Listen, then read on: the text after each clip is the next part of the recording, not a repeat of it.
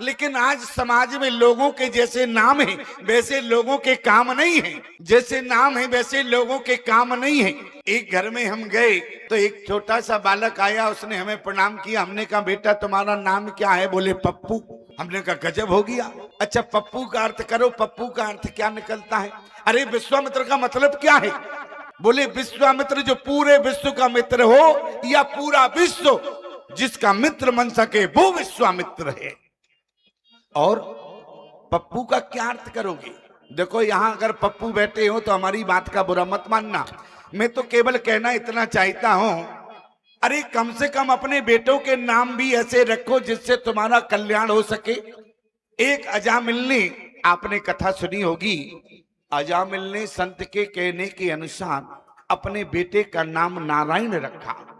और अपने बेटे का नाम जब नारायण रखा तो ईमानदारी से बताओ, अंत समय आया, उसने नारायण नाम लिया तो यम के पार्षद भाग गए और स्वयं भगवान के दूत वहां आकर खड़े हो गए। एक किसका प्रभाव? नारायण नाम का। और याद रखना, अरे अजामिल ने तो भय के कारण अपने बेटे नारायण को बुलाया तो भगवान के दूत खड़े हो गए। और कहीं तुम्हारा अंत समय आया और तुमने कहा कि बेटा पप्पू, और जैसे ही कहोगे पप्पू और तुरंत हो जाओगे गप्पू उसी समय। क्यों?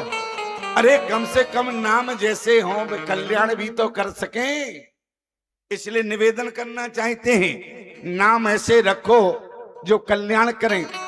देखो यहां पर क्या हुआ, विश्वामित्र जो पूरे विश्व का मित्र है और पूरे विश्व की रक्षा के लिए, पूरे विश्व के हित के लिए बोले अपने आश्रम में यज्ञ कर रहा है। और जय जप यज्ञ जोग मुनि करही, लेकिन अति मारीच स्वभाव डराई। मारी स्वभाव से डर बहुत है विश्वामित्र। क्यों? मारी स्वभाव कौन है? मारी स्वभाव का काम है जहां यज्ञ हो, जहां भगवान की कथा हो वहां विरोध करो। क्यों? जैसे मान लो कहीं कथा होवे, कहीं यज्ञ होवे, और जो यज्ञ का विरोध करे समझ लेना यही तुम्हारे गांव के मारी स्वभाव हैं। समझ गए कि नहीं? ये मारी स्वभाव कहीं गए नहीं है। और मैं आपसे एक निवेदन करना और चाहता हूं, आज विश्वामित्र जी को मारी स्वभाव से डर है और चिंता भी लगी हुई है। गाधी तनय मना चिंता व्यापी, गाधी तनय मना चिंता व्यापी, हरि बिन मरहि ना निशिचर पापी, हरि बिन मरहि ना निशिचर पापी, हरि बिन मरहि ना निशिचर पापी, हरि बिन मरहि ना। विश्वामित्र के जीवन में चिंता तो है प्यारी, लेकिन महात्मा ने चिंता को चिता में परिवर्तित, चिता नहीं बनने दिया। और एक बात याद रखना, बोले चिंता और चिंतन ये दोनों में अंतर क्या है? बोले जीवन में अगर चिंता करोगे तो चिंता तुम्हें चिता तक ले जाएगी, और अगर चिंतन करोगे चिता तक तुम्हारी चिंता ले जाएगी, लेकिन अगर चिंतन करोगे तो तुम्हें भगवान से जोड़ देगी। इसलिए जीवन में चिंता नहीं करना चाहिए। चाहे बेटे से परेशान हो, या बहू से परेशान हो, या बेटा बाप से परेशान हो, जीवन में चिंता नहीं, तुम्हें चिंतन करना चाहिए। विश्वामित्र जी को चिंता तो है, लेकिन धन्य है विश्वामित्र महात्मा जिन्होंने अपनी चिंता को चिता नहीं बनने दिया, बल्कि चिंता को चिंतन में बदल लिया। आप कहे प्रमाण क्या है? तब मुनि बर मन कीन बेचारा, विचार किया तो चिंता चिंतन में बदल गई। प्रमाण, तब मुनि बर मन कीन बेचारा, फिर हुआ अवतरे हरन महिवारा। और जब चिंतन किया तो क्या हुआ?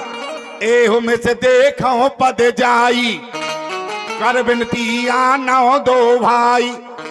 ज्ञान विराग सकल गुणवैना, सो फिर में देखूं भर नैना। भगवान के चरण कमलों का दर्शन होने लगा। क्यों? क्योंकि चिंता नहीं, अब चिंतन है। और जब तक चिंता रही तब तक मारी स्वभाव दिखते रहे। और जब चिंतन किया तो एहो में से देखो पद जाई। इसलिए ध्यान देना प्यारे, इस संसार तो दुख्यालय है। जैसे पुस्तकालय होता है ना, उसमें पुस्तकें होती हैं, ऐसे संसार को दुख्यालय कहा गया है। यहाँ दुख के अलावा कुछ नहीं है, इसलिए ध्यान देना। और अगर संसार की चिंता करोगे तो चिता तक जाओगे, और अगर चिंतन करोगे तो तुम्हारा जीवन भगवान के चरणों से जुड़ जाएगा। आज महात्मा विश्वामित्र जी ने अपनी चिंता को चिता तक नहीं ले गए, बल्कि अपनी चिंता को चिंतन में बदल लिया। तो क्या हुआ? ज्ञान विराग सकल गुणवैना, ज्ञान विराग सकल गुणवैना, सो फिर में देखूं भर नैना। भगवान का दर्शन होने लगा। एक बात बताओ, विश्वामित्र जी इतने बड़े महात्मा हैं, देखो ध्यान से सुनो तो समझ में आ जाएगा।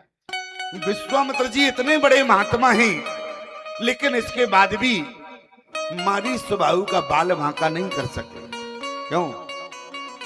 ऐसा नहीं है, विश्वामित्र जी मारने में समर्थ हैं। विश्वामित्र जी ने कहा अगर हम मार देवें ये पुनः पैदा हो जाएंगे तो क्या मतलब। इसलिए काम ऐसा करना चाहिए इनका मरण भी हो जाए और साथ साथ इनका तरण भी हो जाए, इन्हें दोबारा मारी स्वभाव ना बनना पड़े। क्योंकि दुष्ट सदा दुष्ट ही बनता है। इसलिए मैं कहा करता हूं जीवन में सज्जन बनना चाहिए। अगर सज्जन बनोगे तो अगला जन्म तुम्हारा सज्जन ही बनोगे, और अगर दुष्ट बनोगे तो अगला जन्म भी दुष्ट का ही होगा। और यहां आज विश्वामित्र जी ने विचार किया, बोले मैं चाहता हूं हमारी स्वभाव का मरण हो जाए, मरण होकर तरण हो जाए। तो ये तो के बतावे मुनि बर मन कीन बेचारा। एक बात और कहना चाहते हैं, यहां विश्वामित्र जी ने विचार किया। गोस्वामी तुलसीदास जी ने विश्वामित्र को इतनी डिग्रियां दी, लेकिन इसके बाद भी आज विश्वामित्र का यज्ञ सफल नहीं हुआ। क्यों? अगर कर्तापन का अहंकार रहेगा, करने वाला मैं हूं, तो तुम्हारा कार्य जीवन में कभी सफल नहीं होगा।